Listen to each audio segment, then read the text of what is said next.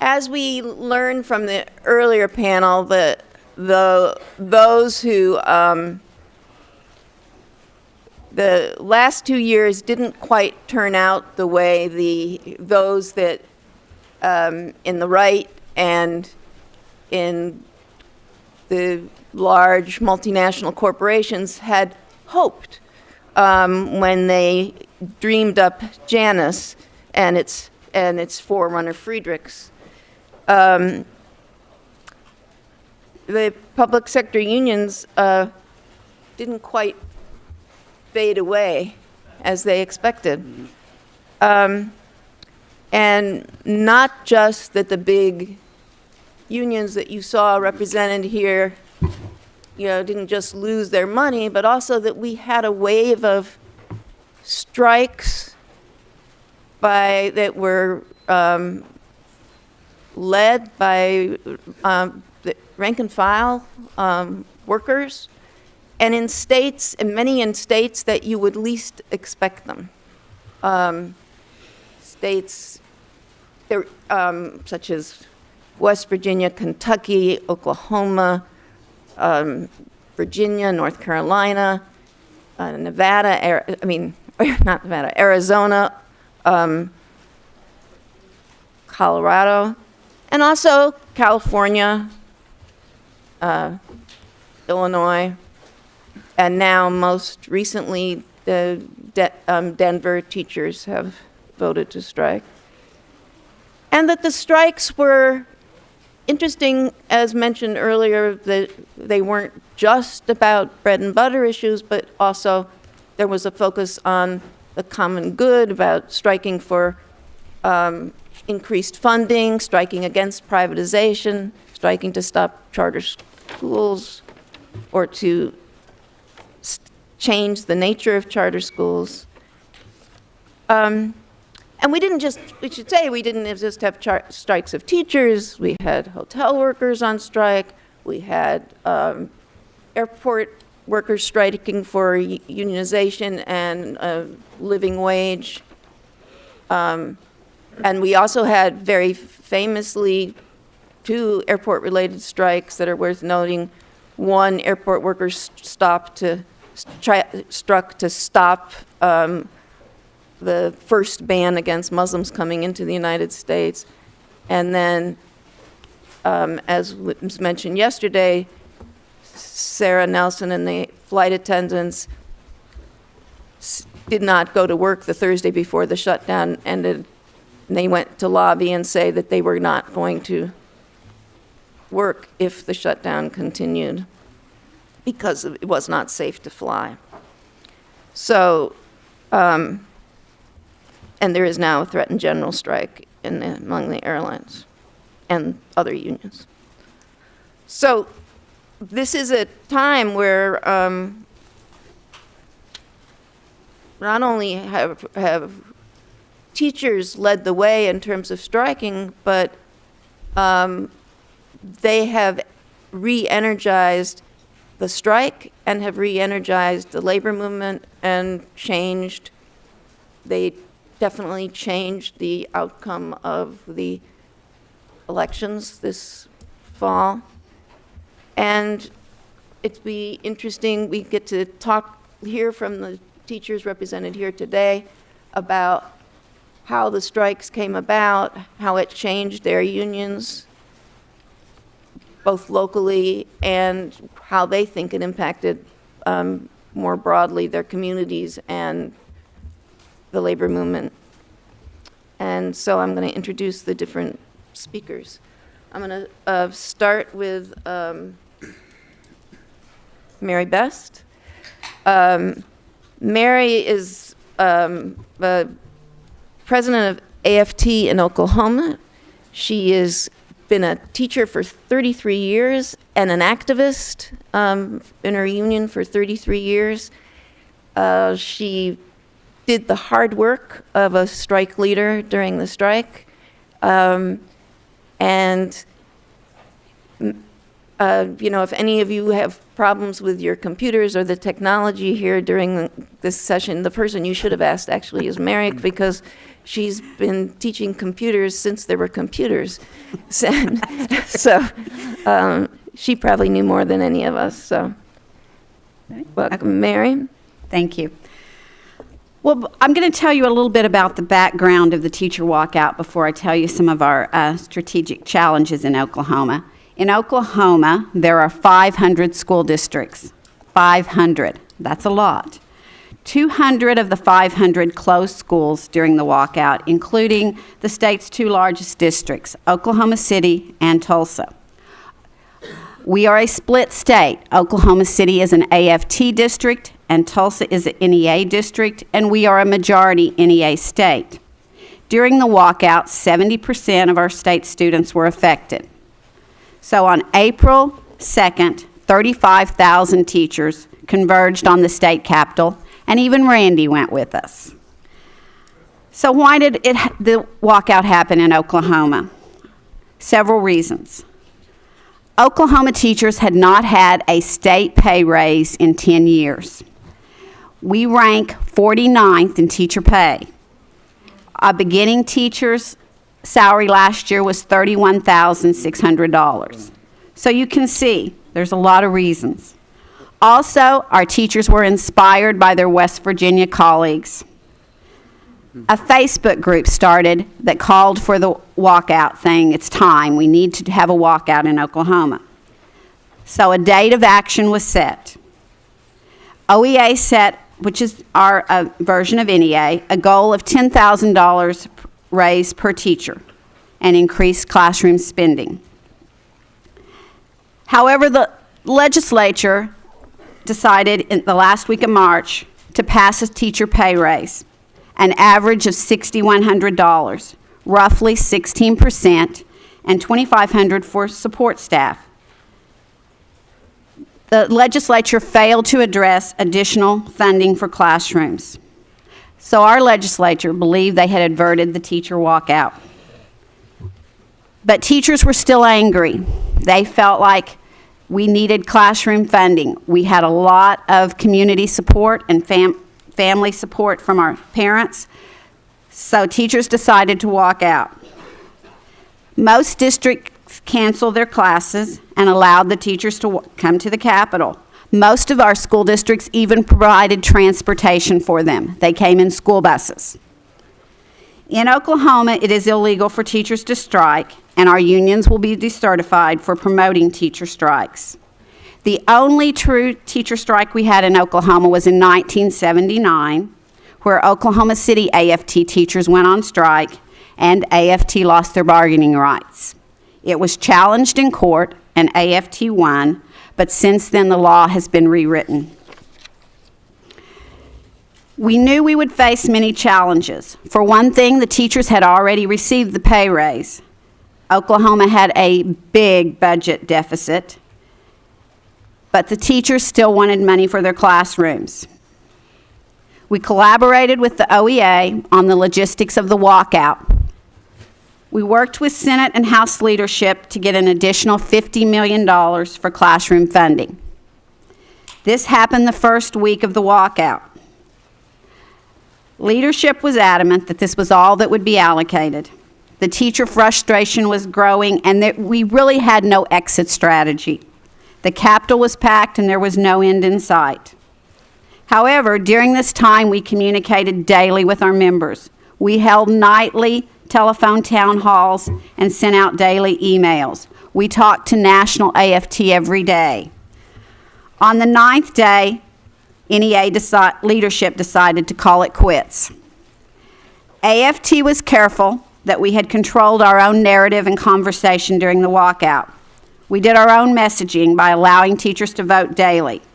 Oklahoma City teachers voted to stay out on the 10th day, and the district agreed. We spent that day figuring out next steps. We negotiated that Oklahoma City would send teacher delegations daily to the Capitol until the end of the session. We negotiated these teachers would receive additional union leave. We mobilized our members, and we got them to sign up, and we coordinated the visits. We constantly reminded teachers that this was just our first step. Following the walkout, we did school visits. We were able to increase our membership following the walkout.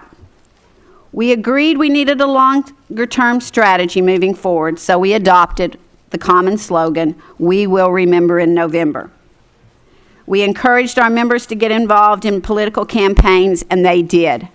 19 Republican legislators voted no on the teacher pay raise. Only 4 of them came back to work last week. 6 incumbents were defeated in their primaries, 6 more were defeated in runoffs, and 3 just decided not to run. We elected 16 more teachers to the legislature, even though some of them are Republicans. We are Oklahoma. We also re-elected 2 of our AFT members. However, in the reddest of the red states, we still have a Republican governor and legislature. We have started to see patches of blue in our urban areas, and declared as one of the biggest upsets on election night was the election of Kendra Horn, a Democrat in a district that last had a Democratic U.S. representative in the early 70s. Pretty good. So in Oklahoma, we face many strategic challenges.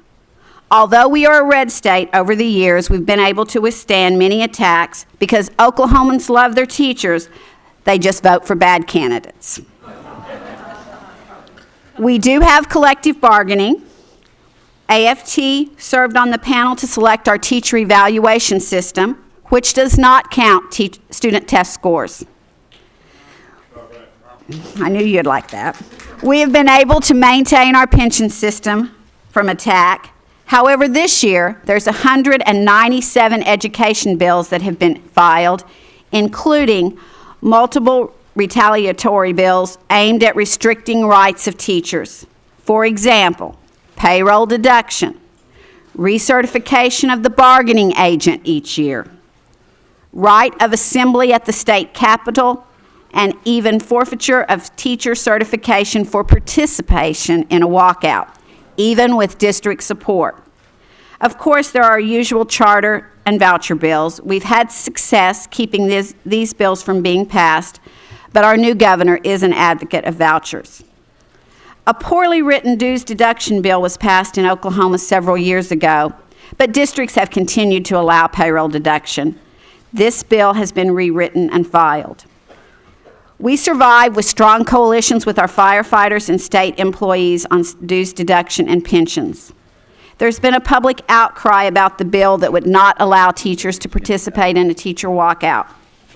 There's a bill, you'll love this one, that says no more than 100 people can gather at the state capitol without posting a $50,000 bond. I think you get the idea. Mean bills by leaders seeking retaliation. 2,700 bills have been filed. We always have a lot of bills. And we expect most of the bills to die without committee hearings.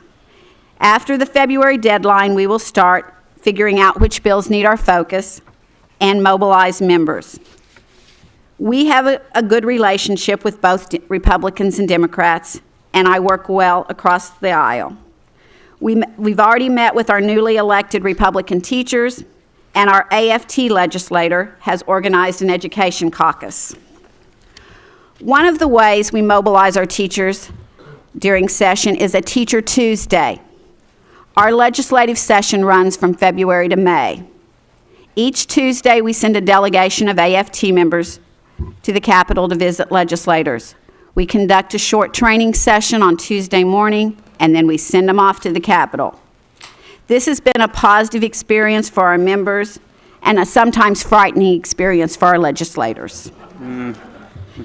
As I mentioned earlier, social media played a large role in the walkout. A group, The Time Is Now, was organized by a non-union teacher.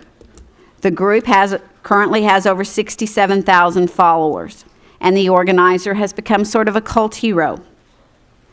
We utilize Facebook and Twitter a lot as well as our daily communication tools, and we occasionally use Facebook Live. Social media seems to be the preferred way of communication for our new members. They do not like coming to meetings, so we have to make sure that we provide them with correct and accurate information, because we all know that there's lots of false news out there. We are always looking for ways to address social media chatter without compromising our AFT goals. In our governor's State of the State address last week, he indicated that he will be asking the legislature for a teacher pay raise of $1,200. The OEA has already called a day of action for April 1st, calling for a $3,000 raise and $150 million in classroom spending. We have proposed a multi-year plan with annual teacher raises and additional classroom funding added each year. So I guess we will just have to stay tuned to see what happens there. Maybe another walkout, who knows? One of our goals and challenges too, we are a long-time right to work for less state, so we have to organize and recruit members. And as we all know, recruitment is hard work. But this year in Oklahoma City, the local has recruited over 300 new members, and the state at large membership has grown. We've done this by, as we all know, one-on-one conversations, regular site visits, professional development. We're offering student debt clinics and keeping our members engaged at the Capitol. As you can see, in Oklahoma, we struggle, but we work hard. We are continually facing strategic challenges, whether it's legislation that targets teachers' rights, social media messaging, or member recruitment. We are trying to find ways to adapt and grow. Thank you.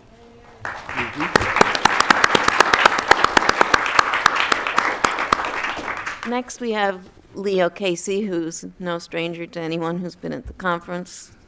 Leo actually has been along with Victoria, has been the primary organizer of this event as the director of the Albert Shanker Institute. Leo is taught for 15 years as a social studies teacher in Brooklyn, and I think he would have been the kind of teacher that everyone would have wanted their kid to have as a social studies teacher. He also managed during his life to have go to jail or been arrested 10 times. I don't know if he went to jail 10 times. Which is also maybe the kind of social studies teacher that you all wanted to have. And has done a terrific job in his tenure at the Institute. And he's going to provide the AFT's perspective on these strikes. Today, I want to focus on two strategic questions. There are many, but I think two are particularly important, posed by what I call the teacher insurgency, which are the strikes of Teacher Spring into 2019 in Chicago and Los Angeles. These two questions are, first, how mobilization differs from organization, and the changing relationship between them and what implications that has for us going forward. And second, the relationship between protests, direct action, and strikes on the one hand, and the struggle for political power focused on elections on the other hand.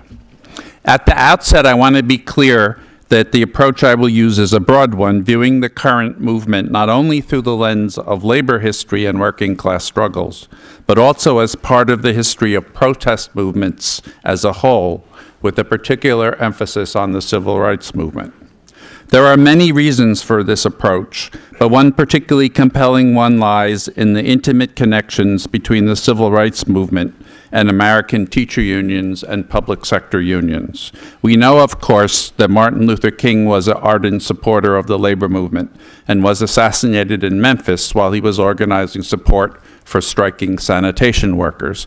And we know that A. Philip Randolph was both a labor leader and a civil rights leader. But perhaps what is less understood is that in the 1960s, the leaders of teacher unions and public sector unions, as they became established formidable forces, were often veterans of the civil rights movement. And they drew upon their experience in that movement as they organized their unions. In a similar way, many of the leaders and activists of the teacher insurgency are veterans of the protest movements of the last 8 years, and in particular the movements that have emerged since Trump's election: the Women's March, the airport shutdowns that met the Muslim travel ban, the demonstrations and disobedience on behalf of the DACA Dreamers and against the separation of immigrant Latino children from their parents, the Me Too movement, and the nationwide school protests that followed in the wake of Parkland school protests. Their experience in these movements deeply shaped their approach to the teacher insurgency strikes. In the 1960s, there were two epic-making mobilizations of these movements: the 1960 strike by New York City's United Federation of Teachers, the first major teacher strike in the United States that won collective bargaining for American teachers for the first time, and the 1963 March on Washington for Jobs and Justice, the first major national demonstration, which set the stage for the 1964 Civil Rights Act and the 1965 Voting Rights Act. In both cases, mobilization was entirely based on established organization. The 1960 strike was made possible by a network of union activists in several hundreds of schools that had been built painstakingly over a number of years of union work. The 1963 march was made possible by an alliance of civil rights organizations, black churches, progressive unions, and a national network of African American trade unionists that had developed over many years.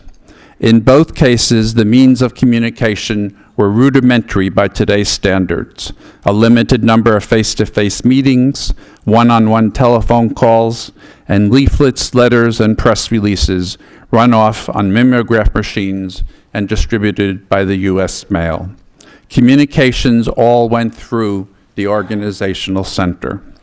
Compare the mobilizations of the 1960s with the strikes of Teacher Spring and the 2016 Women's March.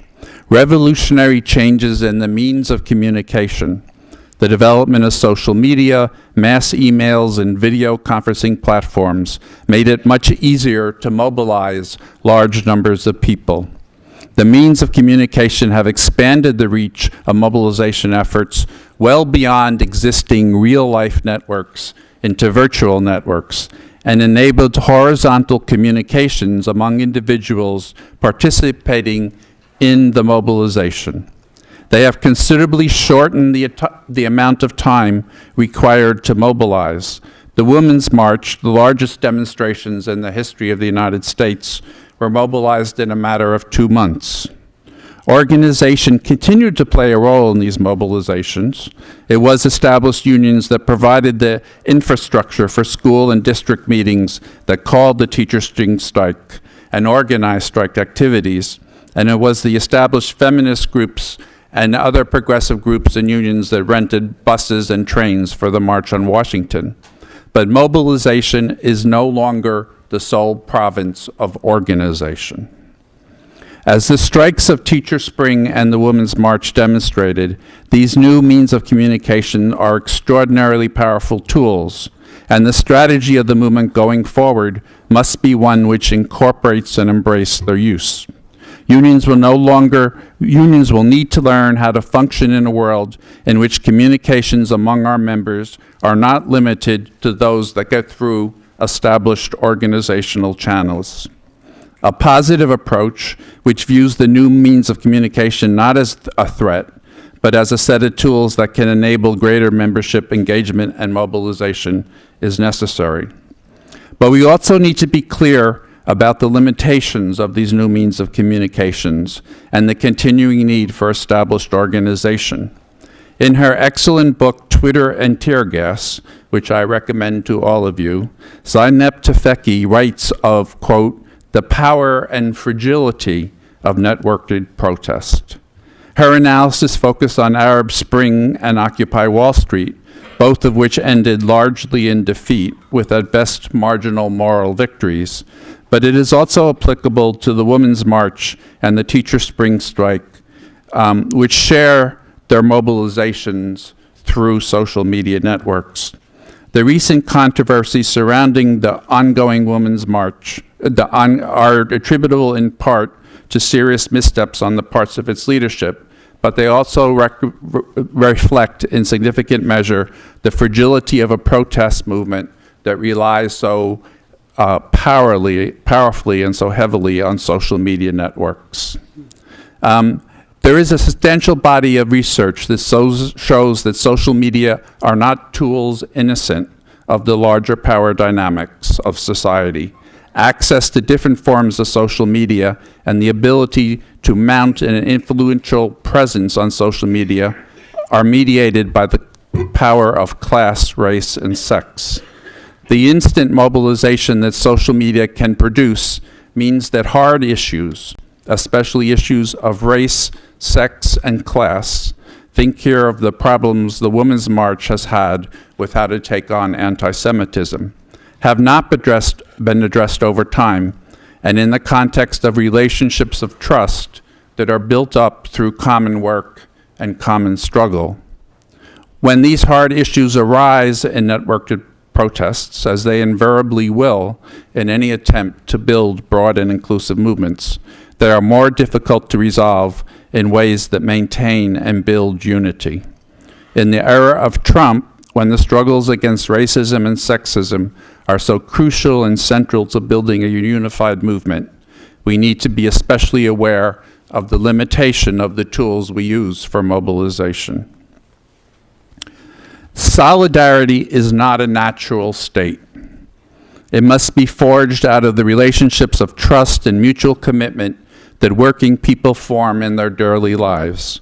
For teachers, solidarity takes shape in the raw material of their interactions with each other and the relationships that are born of them, from interactions over morning coffee, at Xerox machines running off class handouts, and discussions of how to teach a particular topic, how to employ a new teaching technique, or how to work with a struggling student, in the lunch, and yes, in the cafe or bar Friday evening after a long, hard work. In difficult struggles such as strikes, it is the relationships that take shape in these interactions, the commitments to each other that are embedded in these relationships, and not abstract principles that create the solidarity that can withstand the onslaught of an employer or the state. Social media can be a powerful tool of mobilization, but the construction of a powerful solidarity requires face-to-face relationships and ongoing organization. Tufekci's analysis points to the danger of what she calls tactical freeze in the structurelessness of networked protest, the difficulty such movements have in adjusting tactics, negotiating demands, and pushing for policy change. What made the strikes of Teacher Spring and the strikes in Chicago and Los Angeles successful was the existence of union organization that could take on these tasks. Without the established political and organizational presence of teacher unions in West Virginia and their capacity to force a recalcitrant state legislature to adopt legislation which it clearly did not want to adopt, the strike would not have been successful. Which brings me to my second point. There is a strong, one could even say a dominant tradition in American union and protest movements of what can best be described by a term out of labor history, syndicalism. By syndicalism, I mean the perspective that focuses entirely on protest and direct action, such as strikes, jobs actions, sit-downs, picket lines, and civil disobedience, as the only path to winning reforms. What is usually unspoken in this approach, but is nonetheless ever present, is a complementary refusal to engage in the contest for political power, and in particular, to seriously take on electoral struggles. One can make demands upon the state, but one does not contest for state power itself. Syndicalism is not limited to labor unions. Alinskyite community organizing is a classical form of syndicalism.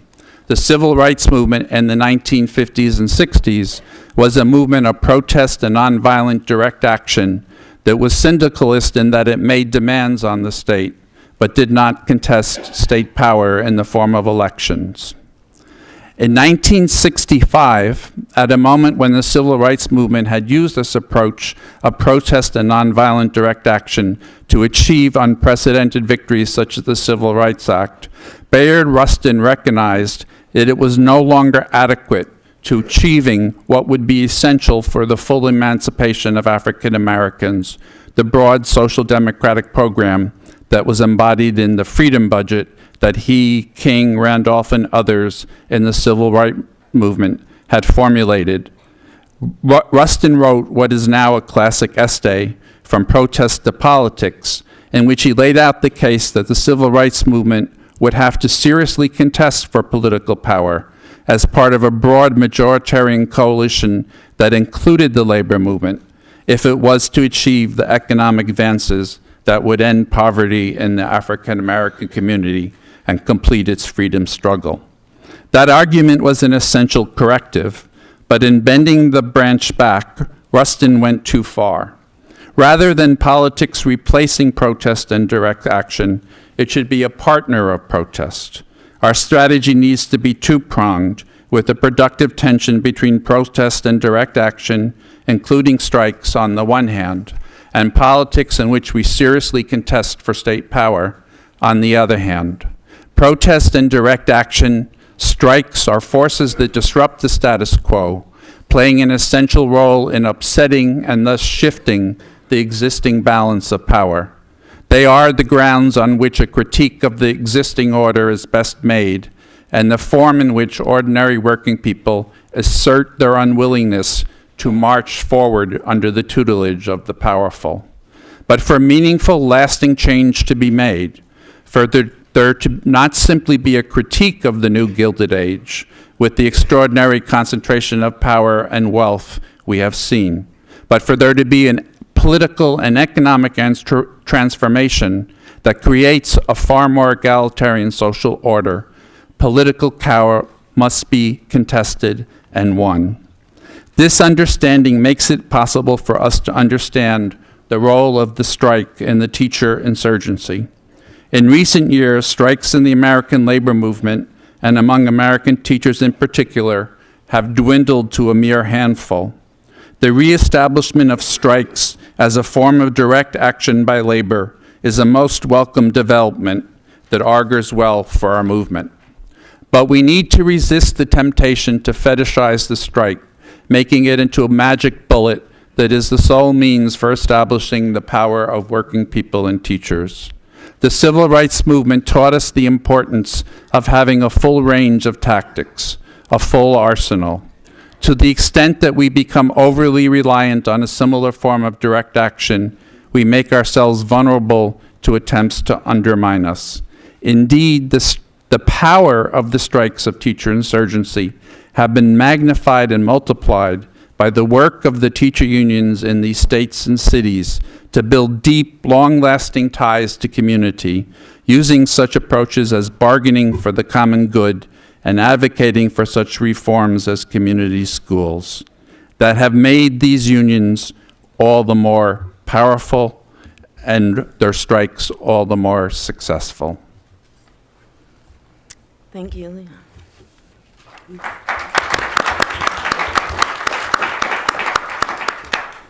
Next is Elizabeth Davis. Elizabeth is the president of the Washington, D.C.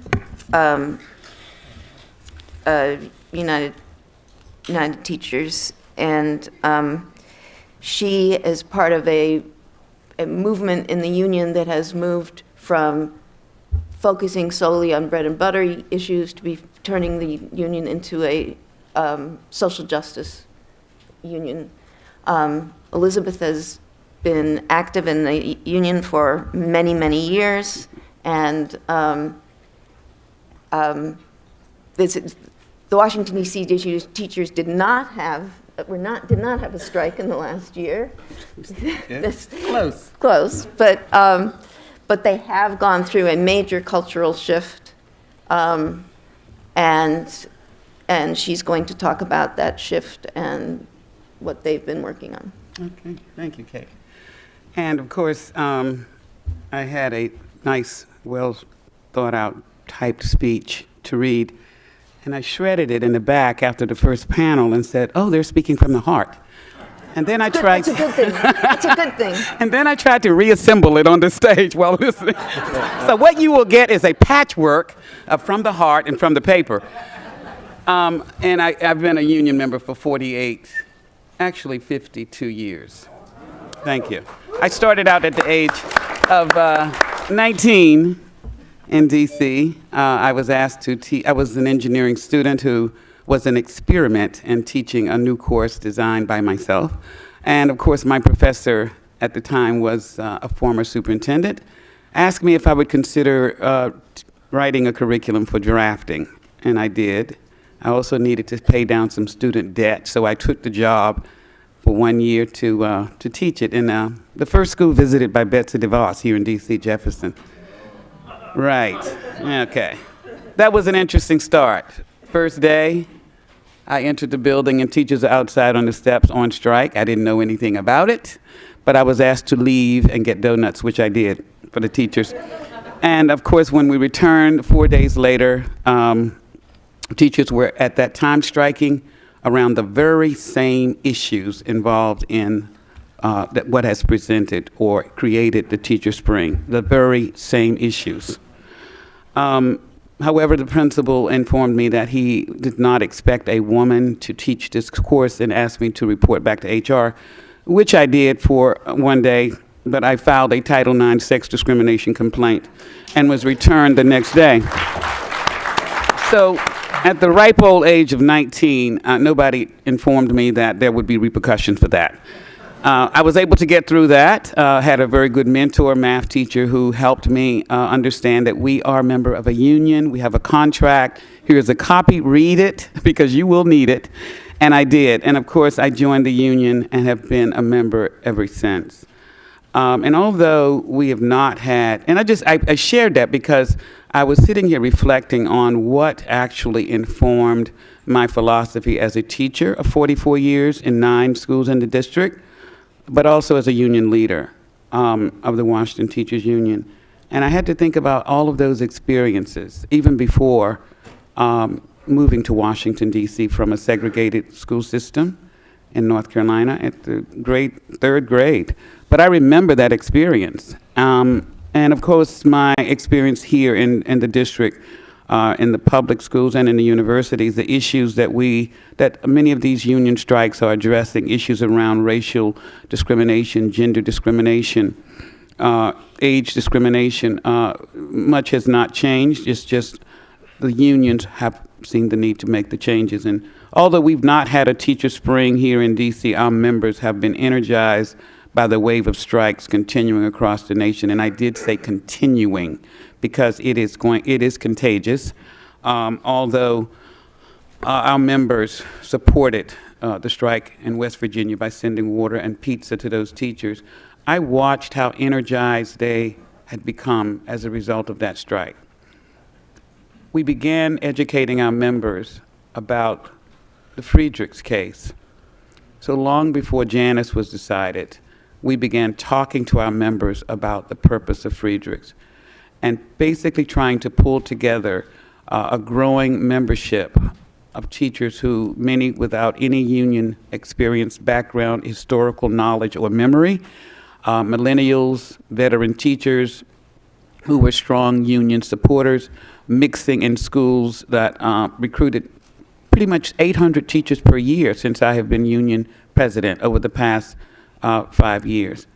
And of course, when Leo asked me to be on this panel, I looked at the lineup and asked why, because I saw individuals who had a very global perspective on what these strikes mean politically going forward, but also on the energy that teachers, professionals who have historically been perceived as inactive, passive, matriarchal, and paternalistic, making noise and becoming energized and militant around issues that teachers' unions generally have not focused its attention on. We have, over the past 10 years, began to transform into unions, social justice unions that connect the bread and butter issues to the larger issues, framing issues around more than just our salaries, but also around the needs of students. And these issues resonate for parents. So here in the district, over the past 5 years, and one of the 6 promises I made to members that decided to elect me was that we would become more of a social justice union, because we're at a crossroad, teachers' unions in general, where we're losing a lot of ground. We're losing support. And of course, we have allowed ourselves to be put into a stereotypical box that we are only about ourselves. And breaking out of that, re-imaging our unions in order to address some of the issues that are now being addressed, we've noted that that is having a huge effect on the new members that are coming into our local here in the district. Over the past 4 years, we've actually increased our membership by more than 3,400 teachers. And the new teachers that are inducted into the school district each year, averaging from 700 to 800, we co-sponsor the new teacher orientation, which is basically one day at a high school.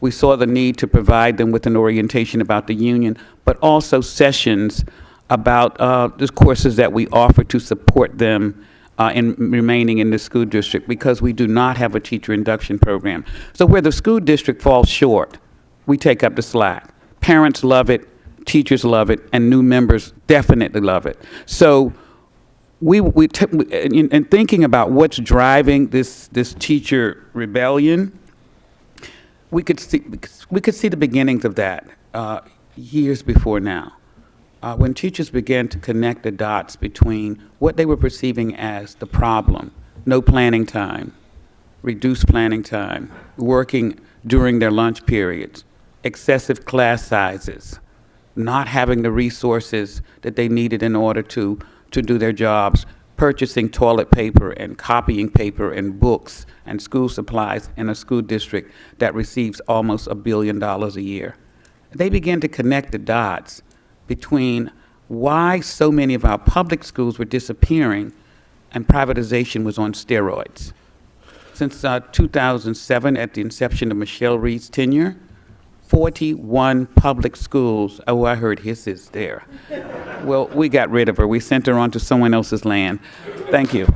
And of course, we watched how she began the process of intentionally starving public schools, underperforming public schools in the poorest communities, systematically starving them of resources to justify closing them and replacing them with charter schools. And it took a few years before individuals in DC and the area began to connect those dots. But when we began negotiating this last contract, our negotiating team of 7 teachers mapped out where all schools had closed in the district and noted that 85% of them were in the poorest communities in the district, namely Wards 7 and 8.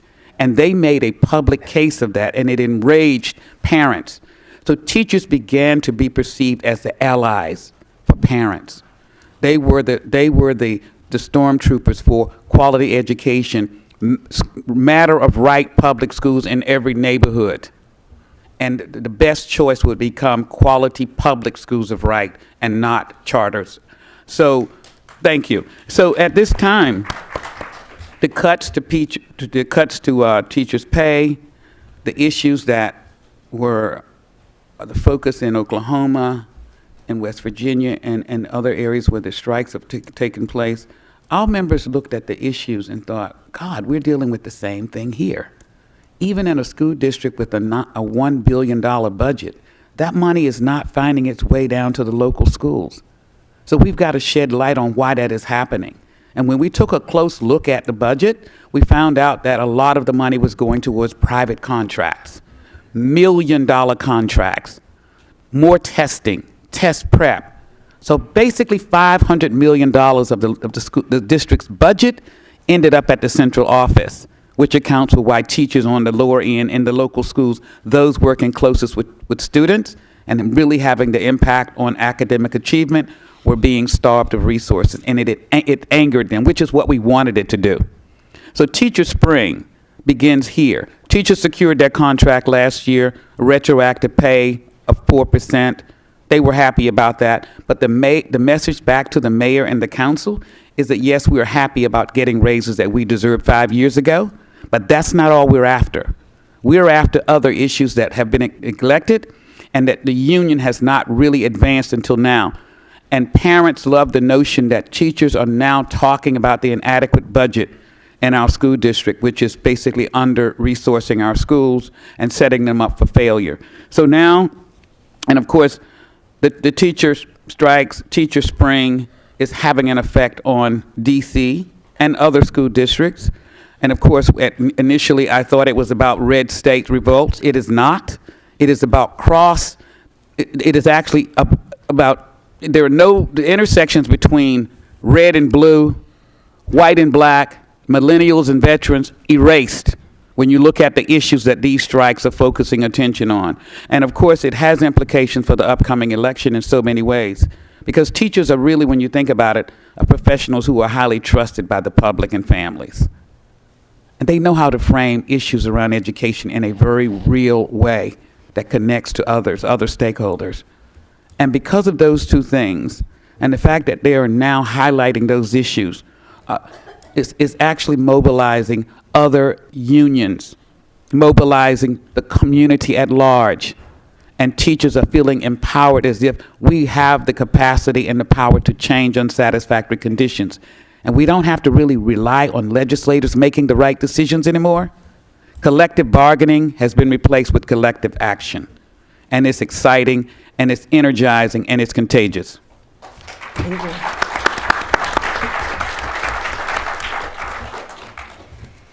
So now we have the LA teachers,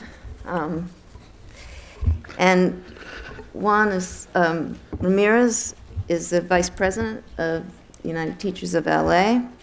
He was a teacher for 17 years, and one of the ways that he's been able to make a unique contribution, both for his union and during the strike, is that he also has a radio station and a newspaper, and that has allowed him to connect to the community and to the members of his union, and that was very effective during the strike. Thank you, Kate. Well, good afternoon, everyone. Let me give you a little bit of background of UTLA, and then I'll take you to the strike, and then where are we heading now? We used to be 45,000 strong back in 2009. And then laws were passed at the state level, and the charter school came along. Around that same year, our school board, we have an elected school board, they opened up the doors to, they made it easier for charter schools to sign on. Since that's like 10 years ago now, we are like 33,000. So we lost more than 10,000 of our members. And now we have, in California, there are, just in my district, we have over 240 charter schools. In the state of California, there's like 1,300 charter schools. There used to be some caps, not anymore. And that created a problem with funding.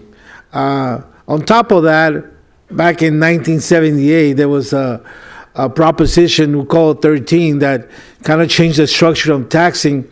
And and that's starting a pattern of having less money for schools. And we saw this. This was happening. We were having less money. The charter schools were opening, and we wanted to fight this. Unfortunately, our union wasn't ready for that. And I know that we tried to organize our members, and they were so used to being more like a service type of union where we know they would call and say, fix the problem for me. And that was all the involvement they ever got into. But we wanted to change that. And I know that we tried. Gene was there one time trying to encourage us to come on and organize our membership. And it just didn't work at that time. It was until 2014 when we had a new group of leadership and we wanted to kind of change the culture of our union and start moving towards becoming an organizing type of union. And back then we started saying the only thing that we can move this, if we bring the focus on the fact that there's not enough money, the lack of funding is a big issue. The fact that the charter schools keep growing and growing, and there's no no accountability, and there's no guardrails. They just grow, and at the end, what's going to happen to us? But our members didn't know what was happening, or maybe they just didn't want to know about it. So part of our job, as being the leadership at UTLA, we started. For one thing, visiting a lot of schools, and we have over 900 schools at our district, and I visited not all of them, but hundreds of them, and all the other officers. We even had our staff to go out there and visit schools, and we wanted to get that relationship going. Because we understand that, having, especially with technology now, that it's so easy to send an email or maybe on Facebook, but it's not enough. We understand that it has to be that one-on-one conversation. And because, and I see it a lot, some people want to organize by sending emails, right? But that doesn't work. It was a whole change on the culture of UTLA. And, one of the big issues we started with, it was to increase our dues. And that was we had tried before, it didn't work. So imagine how the big change that we were able to bring, that our members trusted us to say, I think we need to increase our dues by 30%. And that was a large amount of money. In dollars, it wasn't that much, but now our members pay $86 a month. But it was a lot more than what they were paying. But just the fact that they were able to approve that, because they believed that we really needed to do that. So that was the first challenge we had, and we were able to do that. And then we started bargaining. At the time, we were able to settle with the district. But then now came this, the past 2 years. We were bargaining for over 21 months, and the district wouldn't move. And they kept saying, we have no money. We were asking, what we felt it was the common good demands from not only the teachers, but the communities. And you've probably seen all this, the big list of demands that we had, starting from the lowering class size. We need to have a nurse at every school. We need to have psychologists, and all those things that we know that our students need. The district kept saying, here's 6%, go away. And interesting, some of our members thought that we'll just take the money and we're done. But we had a different vision. Said, no, even if it would take 6-10%, what's going to happen in 2-3 years from now? And because there was no more revenue. So eventually the district, they kept claiming that there was no money, while we knew that they had a big reserve, close to $2 billion, $1.9 billion in reserves. That for our district is close to 30% of their budget. Why do they have that in that reserves when by law they can only have 1%? But they were creating that crisis that there's no money. And they were saying, and they had the capacity of sending emails to all the employees, all the parents. So they had that better than we had. So all this time we started investing in our community. I mean, AFT has been there. We are members of both unions, the NEA and the AFT, but AFT has been there from the beginning, and we had to invest. There's a lot of community groups out there. Some of them that align more with the privatizers. We had to work with the ones that kind of have like the same idea as we had, and we invested time and money, and encouraged them to come and join us. You know, and also all that has been taking time. So for all those 2 years that we're bargaining, and even before that, we were working on building up our community base, informing and educating our own members. Why is it that we needed to do this? And eventually, you know, we had to come up to that point where the district wouldn't move. We went on impasse, and the superintendent said, I can't meet. You know, for close to 2 months, he wouldn't meet. I mean, and we would make sure that, and this is where we use social media, we would put out everything that they were doing. That's not, I guess it's not really an important thing for him. I mean, putting it off at the meetings or not meeting with the teachers, he's in no hurry of fixing this problem. And they kept saying, but we're going to go bankrupt if we do everything the UTLA wants.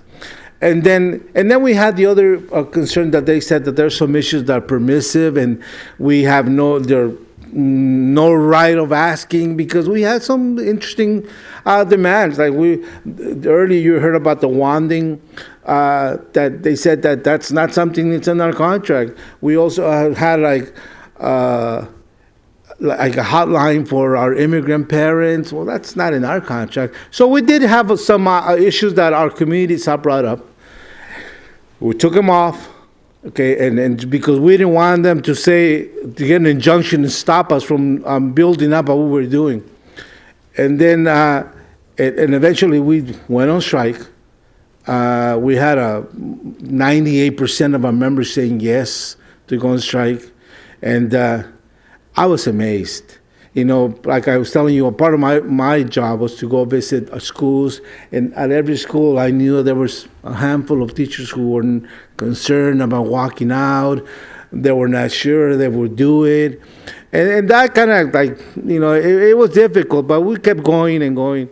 So, you know, I was thinking, if we go on strike, and we're going to have like we had a whole schedule. The first day we're going to have press conference in the morning.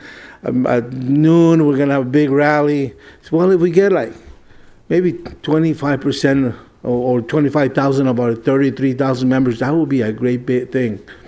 And then it started raining that 1 week that, I mean, hardly ever rains in LA. But that week that we decided to, it was already scheduled. There was nothing we could do. It rained, it poured.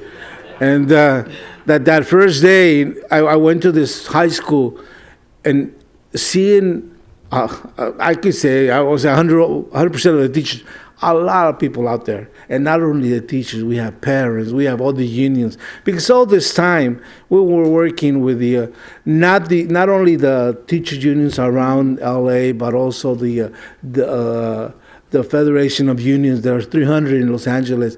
And they all knew. And many of them, they adopted schools. So when I went to that school, we had hundreds of people picketing. And this is not just the teachers. There was a lot of people picketing, supporting our teachers. And then at noon, we had that big rally in the rain. We had over 50,000 people. And I was amazed. Because, you know,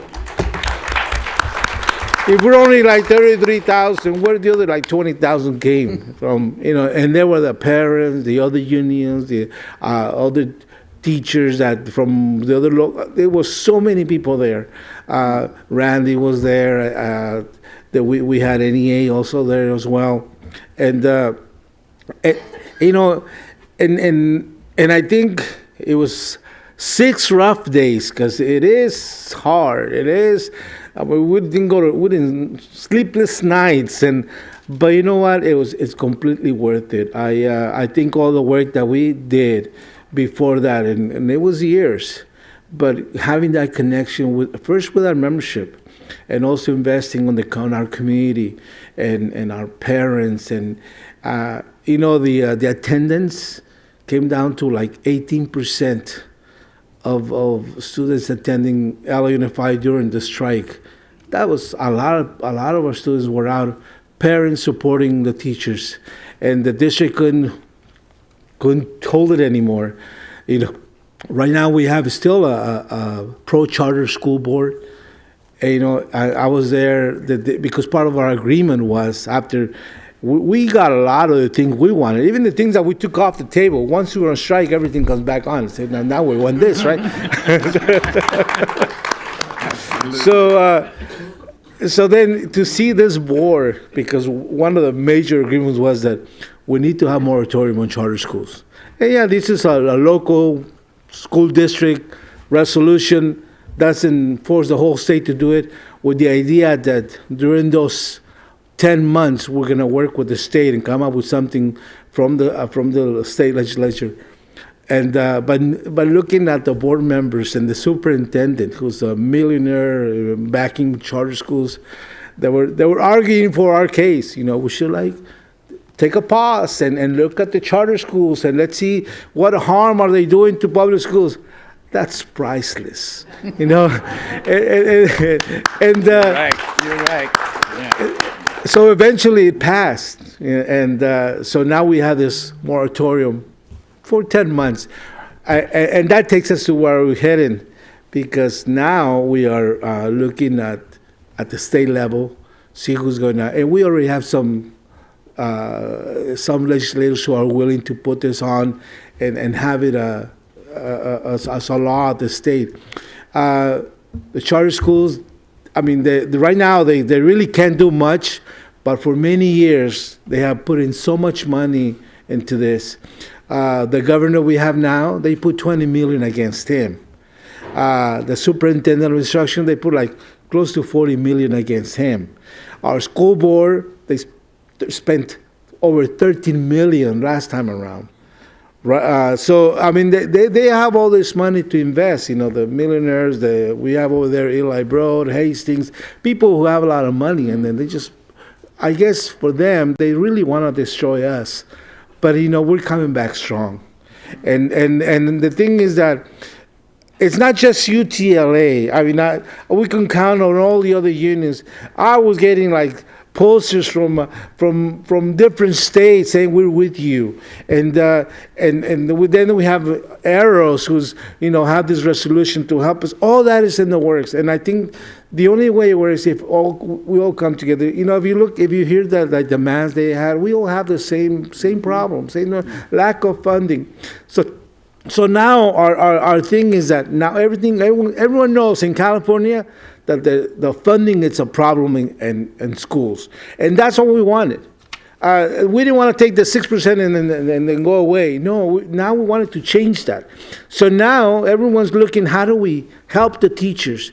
And it's not only going to help LA, it's going to help San Francisco, San Diego, the whole state of California, because now we're looking at that. We have a new, in 2020, we're going to have this bill or proposition, Schools and Communities First, that is going to change the way the Prop 13 did back in 79. That's going to change it. It's going to charge the taxes to the corporations.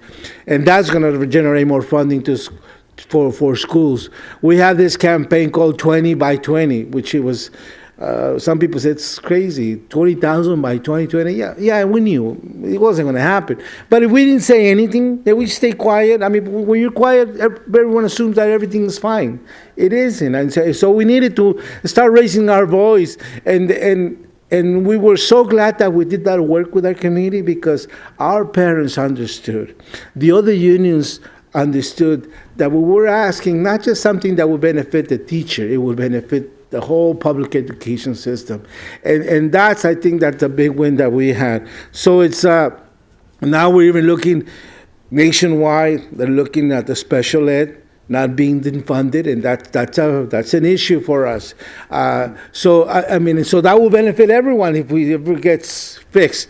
So that's why I think that all that is in the works. We are looking at how else we can bring more funding. There's luxury taxes that we could probably do. There's some other ways, and now there are more people looking, not just us. There are other people trying to find out how we create revenue so that the schools do much better. So the strike was worthwhile. I don't think it's something we're going to be doing all the time. But, it kind of changed the conversation now. Now it's everyone understands that public education is so important and we have to maintain it. So we'll see what happens with the charter school moratorium. I mean, we don't want it to just go away. Just make them more accountable. Even and then, we'll see how successful they are. They're not doing a lot more better than we are. Maybe a handful of them are. But you know how they are, they choose and pick. So my theory is that all of them should be 100% doing a lot better, but they're not. So that's where we're at. Thank you.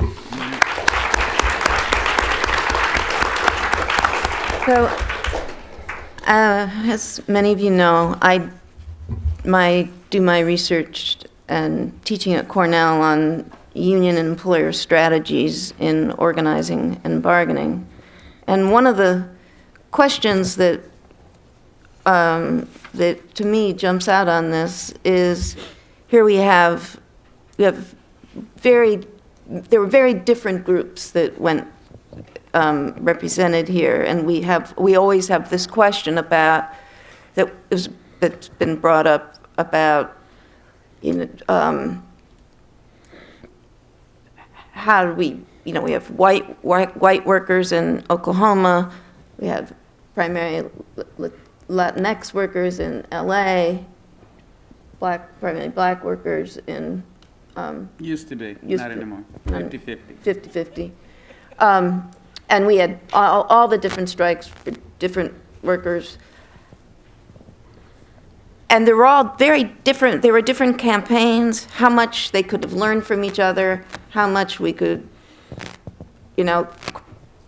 cross over some of the divisions within our labor movement if the groups had gotten together and shared their stories and talked about how they learned from each other.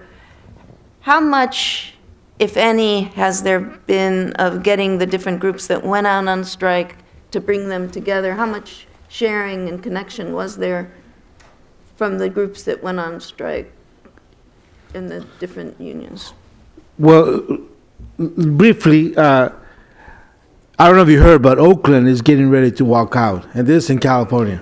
Mm-hmm. And to us, I mean, we were working with them. We got so much support, and we had over 70 people that came from different unions to come and help us during that week.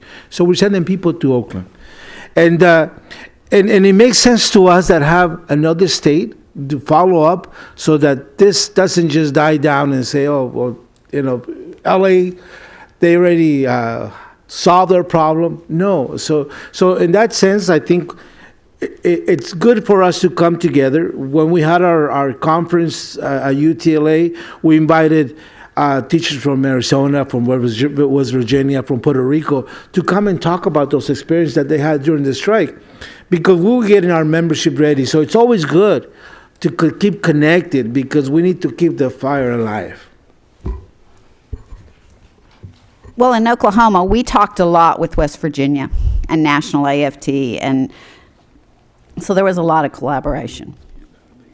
West Virginia was very helpful. Excuse me. So, yeah. How much was there worker-to-worker connection? Well, as far as worker-to-worker, I mean, we had people from the unions collaborate, but I don't, and I'm sure, I know social media is a nightmare, but our teachers contacted the West Virginia teachers sent messages to Oklahoma teachers, so there was a lot of discussion and things, and so we have a lot of things in common. We also now have the commonality of the retribution legislation, so there's going to be lots of collaboration between the unions, and I will say National AFT has been very good to facilitate that, to make sure that we stay in contact. That was my question for you. How much is the national union trying to connect the workers and the unions to try to have them learn from each other from? So I think the role of the national union is to provide support to the state federations and the locals. I don't think teachers in West Virginia will communicate with teachers in Oklahoma and Arizona over things like social media, and that is not something that organizations can either facilitate or that is something that will happen naturally of itself over social media. So the important role for the national union is to provide support to, in particular, these are political strikes. They by their very nature are making demands on the state legislatures. In the case of the teacher spring strikes, those are demands because the state legislature is setting, in virtually all of those states, setting salaries and pensions and health insurance. But in the case of Los Angeles, you just heard all of the demands, which regarding funding and the legislation regarding charter schools. And so what's important, I think, particularly for a union, is to provide the sort of infrastructure that allows those demands to be carried forward in the political realm. My next question is that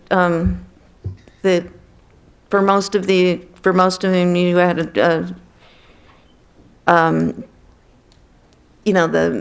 national media.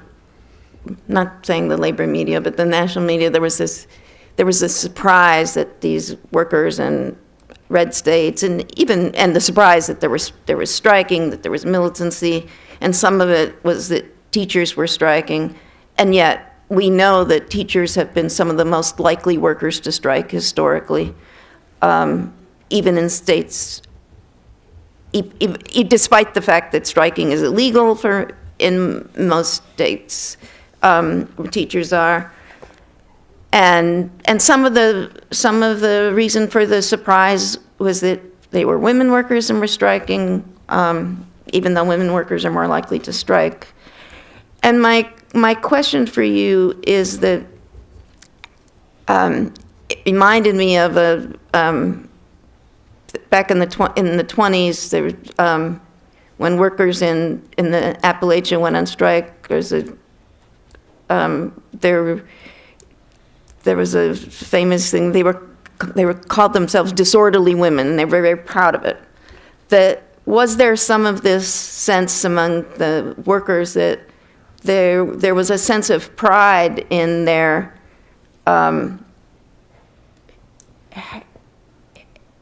is there an increasing sense of pride in that they have stood up?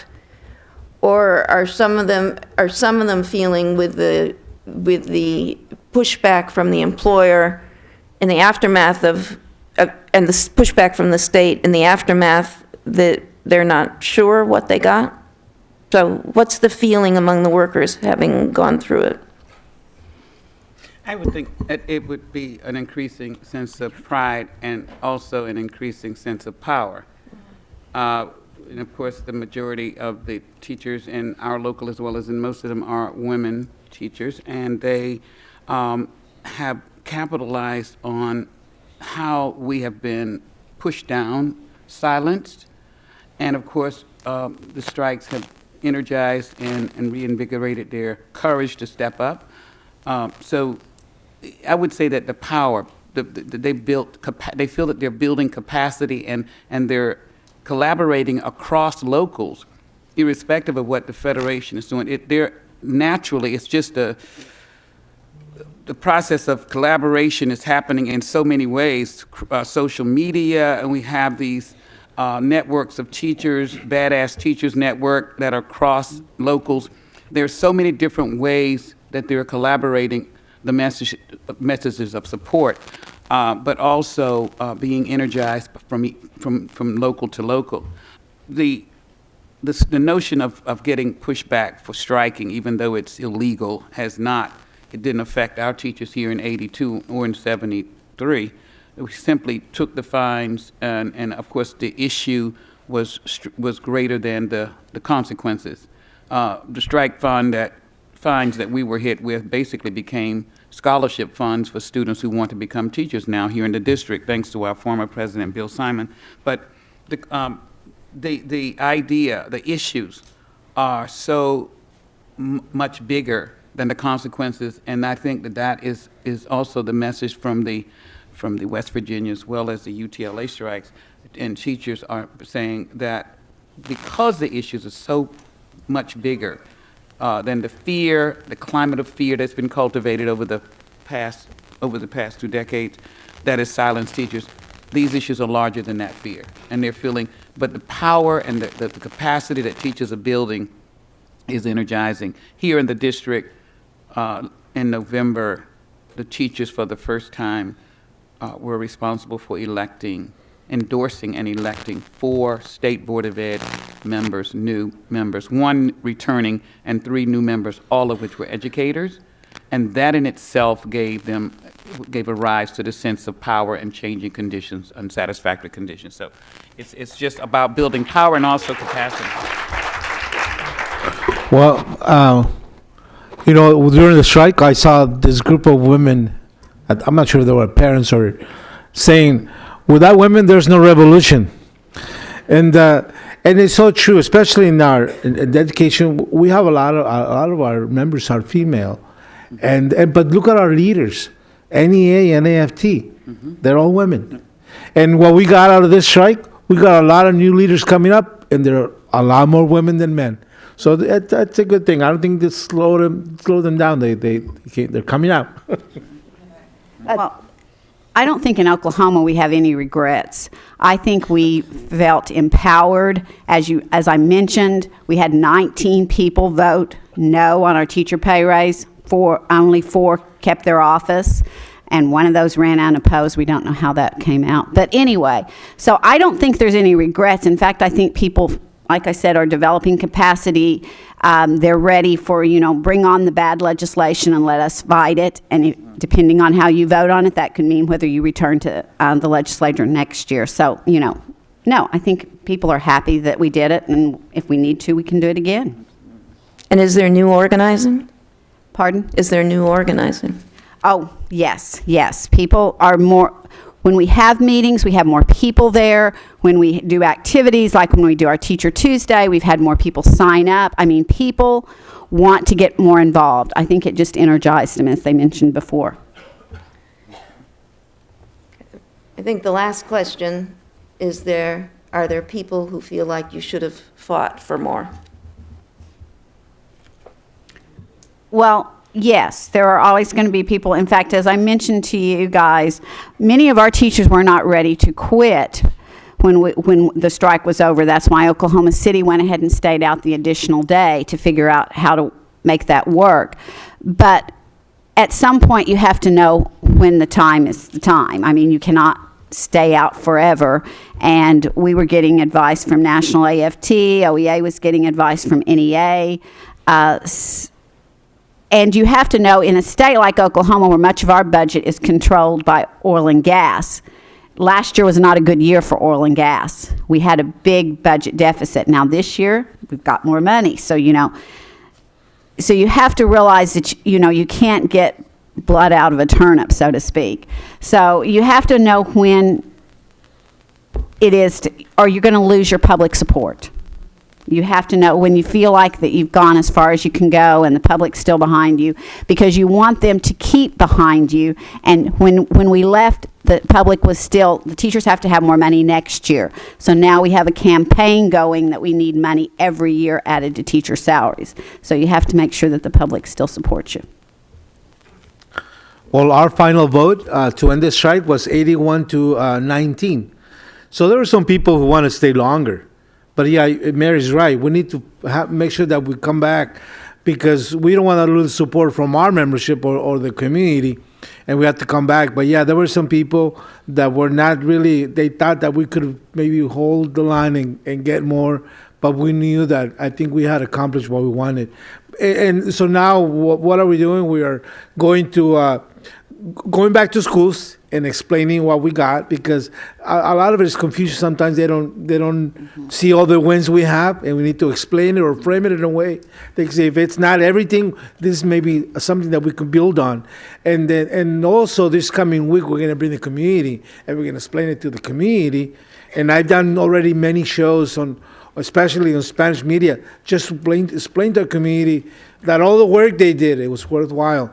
And the same thing, maybe it wasn't everything that we wanted, but it's something that we could build on. And I think that's also very important. Okay, I'm going to take questions. We'll take 4 questions. Okay, we're going to start in front. My name is Jeff Canning. I'm a member of Washington Teachers Union.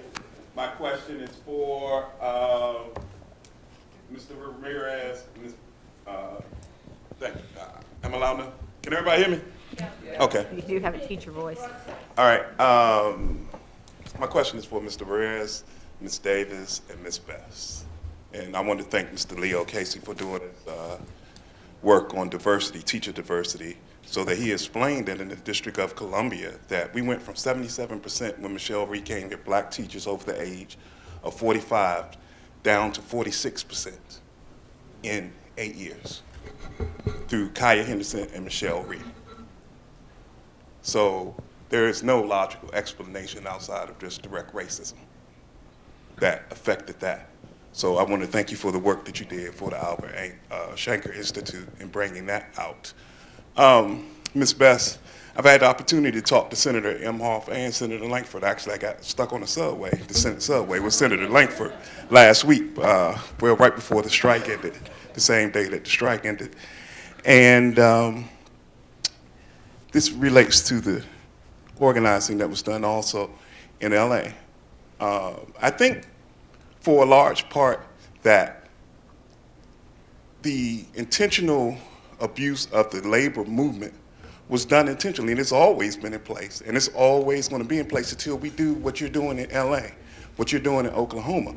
The question becomes, how can we, and the organizing that needs to be done is somewhat of what's being done right here by this young lady, Denisha Jones, who's with the Badass Teachers Association. I think y'all need to give her a great big applause because they've organized teachers all across the country. So when we start talking about how are these teachers talking to each other, we talk to each other regularly. We talk to each other through United Opt-Out. We talk to teachers through Badass Teachers Associations. We didn't wait on our unions. And Randy Weingartner would tell you, I wish he was in the room right now, she'd tell you, I'm emailing her on New Year's Day a couple of years ago, and we're going back and forth. And I'm like, okay, you keep thinking. I was an activist before I became a teacher. So I don't know what some people think. So my question to get to the question is, since we've been attacked, and since they're not going to stop attacking, and since we now have gotten the power and realized the power of organizing and fighting for ourselves, what do you think is the best next thing to do? The next best thing to do.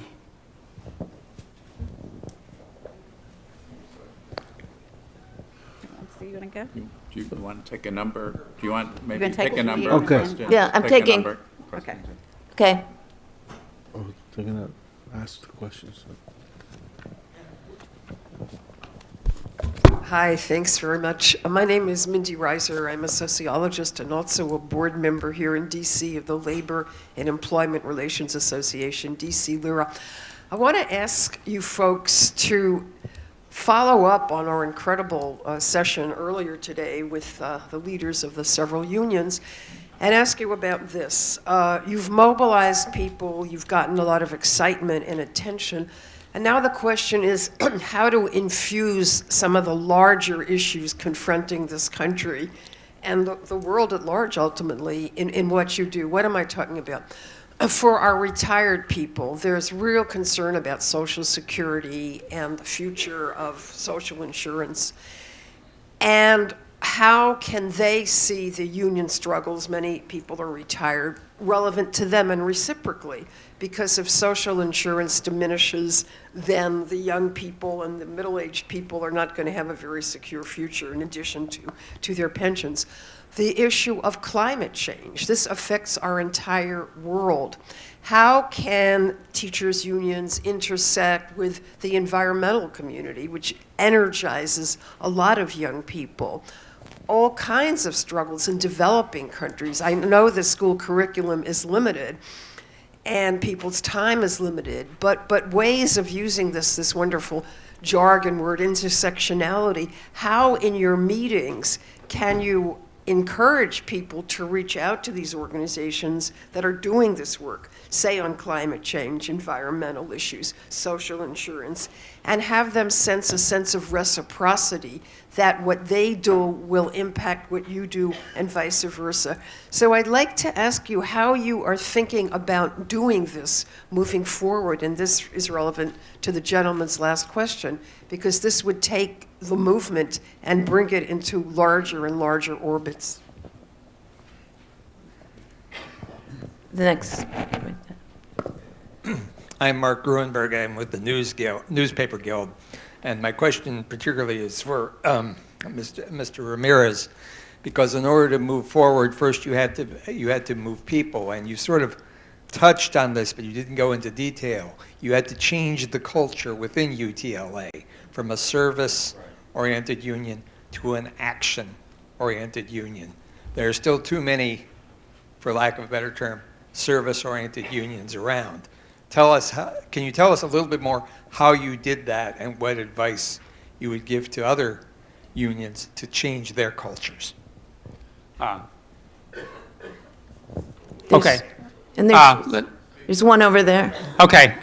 My name's Mike Golash. I'd like to somewhat address ask Leo some of the things he remarked on. Yesterday and today, there's been an emphasis by a few of the speakers to redirect a lot of our energy to this idea of getting the right people elected to office, as opposed to directing our energy to greater mobilizations and great organizations through strikes, through other sort of mass actions, the civil rights movement, the struggles of the 30s, the struggles after the Second World War as ways of accomplishing our goals.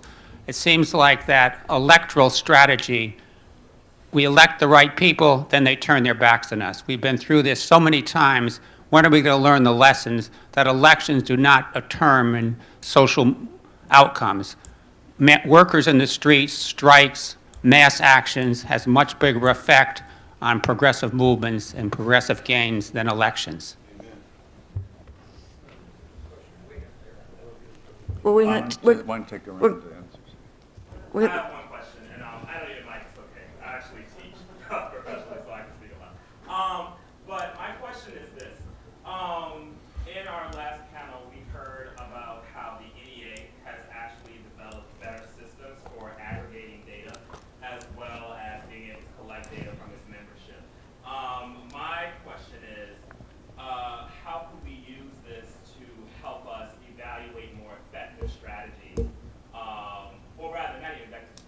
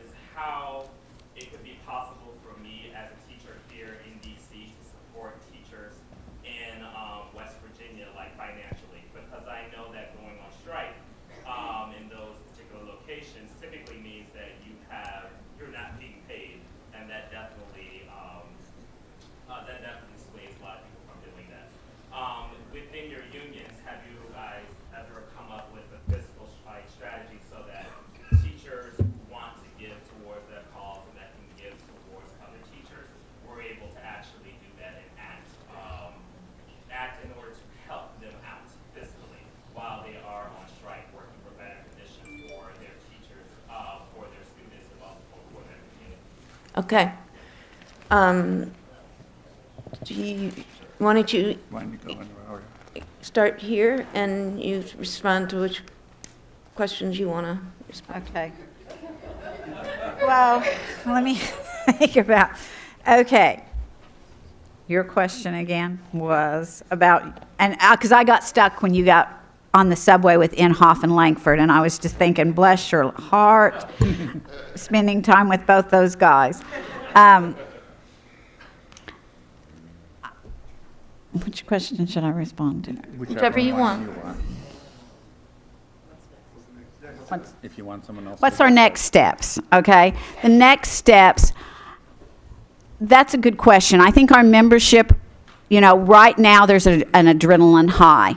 I think people are high on the thing, but as we mentioned, you know, even in LA, it took 2 years to get to that point where people were ready to strike. So I think we kind of have to see where the membership takes us. I don't, you know, right now we have a lot of momentum. We even got involved a few weeks ago in city council races, which we don't do that very often, but our members wanted to. They had some concerns, so we said, yeah, if you want to, we will look at that. So I think our membership kind of drives the thing. One of the things I think we've got to be careful about is that I hear this a lot and I say it a lot. The leaders are not the union. Members are the union. And so we can, you know, if you think I tell them all the time, I can't visit 80 schools and get all this done. You've got to get on board with me, and we've got to be a team. So I think it will kind of depend on what, I think right now we will see in the next year or so that people are, and I'm hoping that it'll carry over for a couple of years, at least till the 2020 elections. We're having, in Oklahoma, we had more teachers run for office, as we mentioned. I think that's a good way that we had a really little young AFT member that had always wanted to run, but she had always thought she would wait 10 years to run. She would teach a while, get experience, and she ran, and she did really well. She made it to the runoff. But I think our members dictate where we go with that. I don't think it's up to the leadership to dictate our plan. You want to answer that? Well, I will. If she's going to answer, Okay. I'm going to attempt to answer two questions, starting with Jeff's, the next thing to do, and the second question, I don't remember beyond that point. But Jeff, what do we do next? Connecting it to some of the issues that our unions have failed to address to our members, the limited, you know, social security, climate change, some of the other larger social issues, housing, health care. What we do next is to just amplify what we are doing now, which is continuing to help our members connect the dots to those issues and the ones that they're raising. And when they're able to do that, they're on board. When they see that many of their students coming into their classrooms every day are coming in from homeless shelters, they can begin to connect the dots to the larger issues. And many of them are immigrant students who are terrified around standardized testing, and when that 6-month window opens for testing, many of those students disappear. Their parents do not even allow them to come to school. So helping them to connect the dots to the larger issues and recognize which issues are really symptoms of a problem and not the problem, to dig deeper to the root causes, that is very helpful on what to do next. And here, for example, as you know, in our school district, school budgets were due last Friday to the local schools. They didn't show up. So teachers are asking us. So we've launched a campaign with the DC Fiscal Policy Institute in crafting a message to the teachers, which they pass to the parents, because we are noticing that teachers in the 115 remaining schools are building alliances with the parents of their students. And that is basically, they see that as building their capacity and building power. So those issues, climate change, we have many teachers who are interested in that issue. We have teachers who are interested also in changing our compliance curriculum to one that teach students how to be civically responsive, critical thinkers. They see the excessive testing, the privatization of education, and of course that correlates to billions of dollars being spent on tests, on testing materials as opposed to school supports that teachers need. So teachers, in connecting those dots, they're beginning to see, and of course across the locals, how West Virginia, Oklahoma, Arizona, and different school districts, we're talking about, oh, those teachers are facing the same issues across borders. And they're talking to each other, Facebook and other forms of social media. So scaling that up, maintaining that, and of course the idea of doing this in more than one lane, is going to happen in the lane of electing new officers also. Whether they turn their back, we'll just have to kick them out.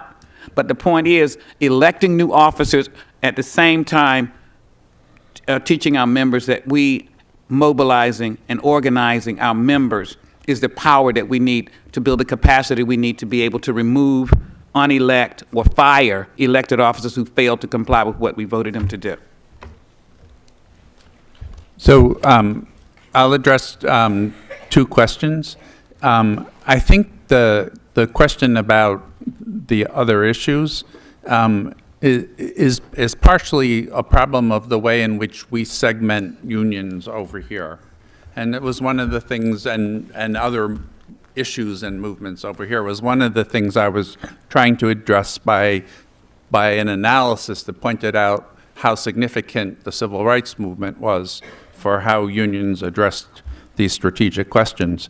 If you look at Los Angeles strike, if you look at the strike of the Chicago charter schools, you'll see that one of their demands was that the district protect immigrant students from ICE and other people coming into schools and taking people away. So that work happens naturally, and it's part of the union agenda, and it's really sometimes I think a failure of our imagination that we don't realize that they're connected. On the question of the role of politics, I tried to make the case that it is not a helpful framework to counterpose direct action and politics. That in fact, they both play very important roles for each other. So that a direct action without a political component is simply incapable of enacting the kind of agenda that we're talking about. You're not going to put a cap on charter schools in California unless you can get the state legislature to pass it and the governor to sign it. That is just the fundamental reality of how you do that. And in states without collective bargaining laws. Yes. On the other hand, if you simply engage in electoral politics and you avoid the direct action of strikes and demonstrations and protest, which play a fundamental disruptive role in terms of the existing social order, and make it possible to conceive of alternatives, then your politics become purely transactional. And it ends up not being able to make the kind of changes that you want to. So it seems to me, and I think, when we talk about the strategic lessons that we take away from this, a very important strategic lesson is the ability to walk on both feet, to both do your direct action and contest for political power. Yeah. Just to clarify, I just want, remember that many of the states we're talking about don't have collective bargaining laws for public sector workers. So the way they bargain is, for public sector workers, has to be through political action. Okay. What happened with us when we're trying to change the culture in UTLA? By the way, we had like a backlog of like over 3,000 grievances, and there were not. It was so bad that the administrator will say, "Well, file a grievance." They knew that if the district wouldn't move, the grievance would just sit there, and so that was the big problem we had. I think it was somewhat painful because we had, at the end of this process, over half our staff would change. Some of them, they left. they were so used to just using the phone. They didn't want to go visit schools. And so I think the biggest change we made is that we started visiting our members, talking to our members directly. And that's something even our own staff wasn't willing to do. So I think that was an important step. Also, we had special trainings on how to organize your school on certain issue. Because if whatever the problem was, if you don't have keys for the gate, whatever it is, as simple as that it was for the teachers, that was a big issue. And they would kind of train them how to organize around that and bring your community and put pressure. Because I think that's the only way you could do it. This idea that the union is going to fix for me, it's not sustainable. The union is all of us. And we should be able to do that work. And that's so that's where we're at. I think we keep an eye. We have a caucus at UTLA to make sure that the elected officers that come in at least have the same vision. That there's some pushback from some people that they want to go back to maybe the old ways, but we're gonna make sure that we continue with this vision. For the electeds, we have. If they want to get our endorsement, we bring out our documents. That this is what we believe. Sign on, and we'll try to keep them accountable to that. And so far, it's been going a lot better now. The electeds are coming back. They want to support the UTLA, and then we'll give them our support, and maybe just with the name, right? A little bit of money sometimes, but I think that's one thing that we should be doing with our politicians. We've been a blue state for a long, long time. And yet we were in 43rd place in student funding. So there's work that needs to be done even there in a blue state. So that's why we're really working with the electeds. I think, the fact that we are becoming more like a social justice union and those issues that come up with the ones they were bringing up, but it makes room for all that. We all understand that it's not just my pay, my benefits as a teacher. No, it's what works in the community. We were able to win in this fight or this agreement, opening 30 community schools. We want to make the school the center of the whole community where issues are addressed. The community schools that we have in mind to have a clinic for the whole community and start changing those issues, because it is our members. Those are our students, and they don't have a voice. So we're gonna make sure that we have a voice for them. And what is next? I think we're in the right path, and we're gonna continue hammering and making sure that people that come up, have that vision. Because we cannot go back to sit there and hide in an office and try to solve the problems, because it doesn't work. And you can get elected the best person, but if you're during the strike, we visited their homes. The superintendents, the board members, the parents were there protesting in their neighborhoods. I don't think they like that. Well, we would do with the politicians as well. Do us wrong, and we're going to be there. We need to keep them accountable.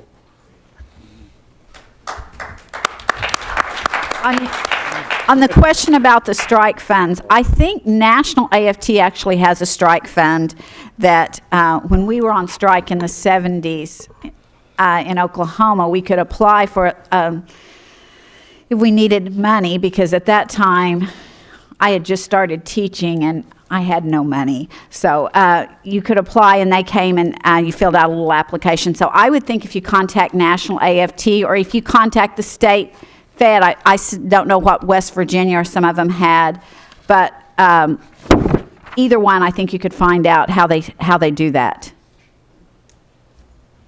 All right, we're gonna,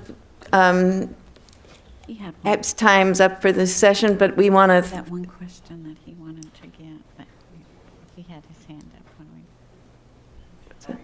Okay. I want to ask what I think is a pragmatic question, but perhaps has radical implications, given that it's been hinted at by a couple different people here. I wonder if you might speak briefly about the relationship of the future of the labor movement with the future of the Democratic Party specifically.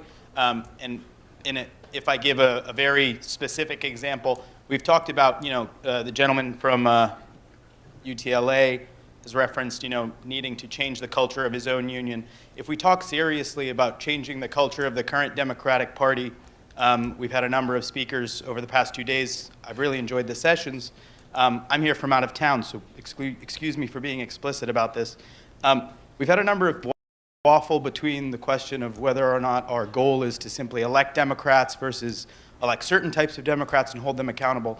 So if I could perhaps ask a very specific question, why not have the labor movement put the full force of its support behind efforts like the Campaign Workers Guild, which quite literally emphasizes unionizing Democratic campaign workers, especially in light of the fact that we have a number of campaigns across this country that are run in an increasingly corporate fashion and that do not have the interests of working class people at heart.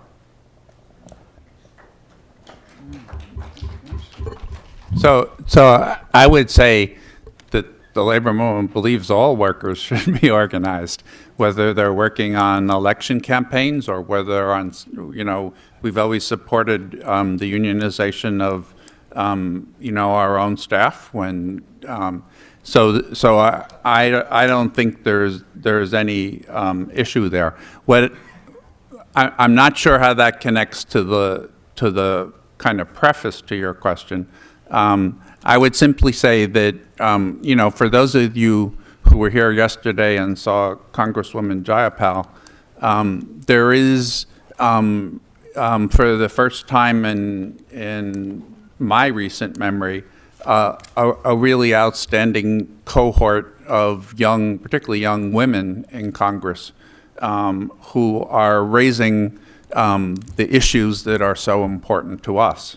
And it would seem to me that what a labor movement needs to do is to elect more of them. And so the question is, what's the most effective way to do that? I think, for most of us, it's clearly finding those candidates and, making sure that they end up with a Democratic Party nomination and a victory in the general election.